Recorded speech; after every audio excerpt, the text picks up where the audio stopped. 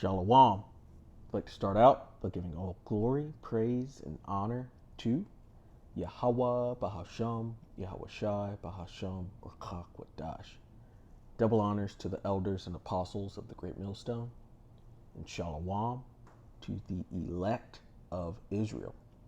This is the Mayim in Atlanta, and I caught this video earlier today on Reddit, and it says the Gazapur landfill, which is considered the largest in the world, is currently on fire. And immediately I thought of Gehenna, because Gehenna was a large landfill that was mostly on fire. And this is the word that's there, or one of the words that's there in the New Testament for hell. And as we know through our apostles and elders of the Great Millstone, that hell, as the Christians have put it, where it's this place where you go and burn forever after you die if you've been bad, that place does not exist. But the hell that it's speaking of is either speaking about the grave or about your condition within life. It's not speaking of this place with the devil and his demons and all these crazy things that the Christians say. It's basically, that Gehenna, it's speaking of something like this. This is the world's largest landfill, and it is on fire. And it's, this is a condemnation on those Elamites over there, those dirty Elamites. You got to imagine the smell of this thing. It's got to stink so bad. But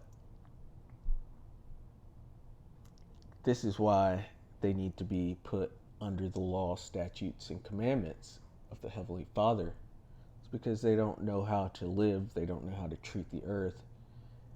And they're just out of order. That's why they're referred to as beasts, the heathen. But let's go ahead and get into the scriptures. I just thought that imagery was pretty heavy. We're going to go straight to Luke 12 and verse 5. It says, "But I will forewarn you whom ye shall fear. Fear him which after he hath killed hath power to cast into hell. Yet I say unto you, fear him." And that fear him is the Father, Yahweh. Fear him because he can take your life and put you into a hellish condition. He can put you into a terrible position. Have you get born back with no limbs or no sight, missing, come back, as an orphan, no parents, no upbringing, come back in various terrible conditions, or even get put to death as soon as you're born. So fear him who could put you into a terrible condition within life.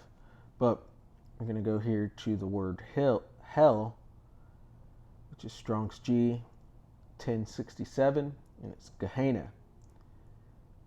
And right here, this first part of it is BS. But it says hell is the place of the future punishment, called Gehenna, or Gehenna of fire. This was originally the valley of Hinnom. So ignore the punishment parts. Just think. This was originally the valley of Hinnom, south of Jerusalem, where the filth and dead animals of the city were cast out and burned. Fit symbol of the wicked and their future destruction, which the wicked are going to be cast into the lake of fire, which is America being nuked.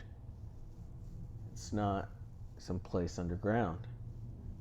Going down further to the Strong's definition, a valley of Jerusalem, used as a name for the place or state of everlasting punishment. So there's no everlasting place where you stay forever and ever. It's speaking of the grave or your condition within life. But I pulled up an article on Gehenna, the Valley of Hinnom, and we're going to skip down to here. It says, was Gehenna a perpetual burning rubbish dump in the first century? It's been popularly said that the Lord Yahweh Shai borrowed the imagery of Gehenna. And so just think back to that burning landfill that we just saw. It says, from a perpetually lit rubbish dump outside Jerusalem that was used for consuming the city's rubbish and even to destroy the godless. It is understood that such graphic imagery would have helped Yahushua to convey what the end-time judgment would be like. Apparently, this idea was first written about in a commentary by a rabbi by the name of David Kimhi, who lived around AD 1200. And so you can see that that imagery came up later. It's borrowed from Greek mythology, because one of the words in the New Testament for hell is Hades, and that's the underworld in Greek mythology. But it's, when you're within thinking biblically, it's still not talking about a place where you go and burn forever. The scriptures speak of reincarnation or regeneration. And so you keep coming back every third or fourth generation, and you have your judgment upon the earth. But your judgment, you could be in a hellish condition. But moving back down, it says, however, the notion of Gehenna as a perpetual rubbish dump has been contested by some... I'm not going to keep reading this, but just to show that it's a rubbish dump, a trash dump, that was on fire, just as we just saw going back. It's a giant landfill on fire, just like Gehenna. I'm sure that's this, I imagine, is much larger than Gehenna was, because this is ridiculous. That's way too much trash. Going back to the scriptures.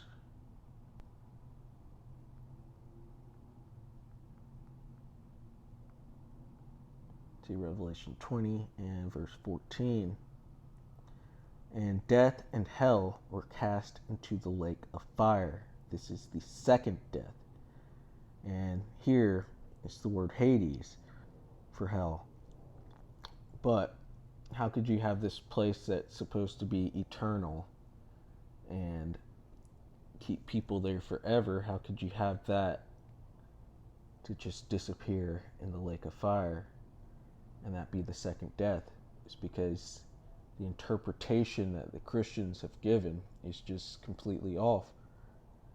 This is the second death, the first death being when the flood wiped out the population of the earth, except for 8 souls. And then the second death is where fire will wipe out the majority of the population. But this time there's going to be remnants left. But just to, I just thought that imagery was interesting, and I wanted to go into that word hell a little more, which we'll even go right here and check out this one. So it's Hades, Strong's G 86. And as you can see, names Hades or Pluto, the god of lower regions, Orcus, the netherworld, the realm of the dead. Later use of this word, the grave. That's what it is, death, hell. But as you can see, that is borrowed from Greek mythology. But the true meaning is the grave or a condition. So, Lord willing, that was edifying. I'd like to give all glory, praise, and honor to Yahweh Bahasham, Yahweh Shai Bahasham Chakwadash. Double honors to the elders and apostles of the great millstone, and shalom to the elect of Israel. Shalom.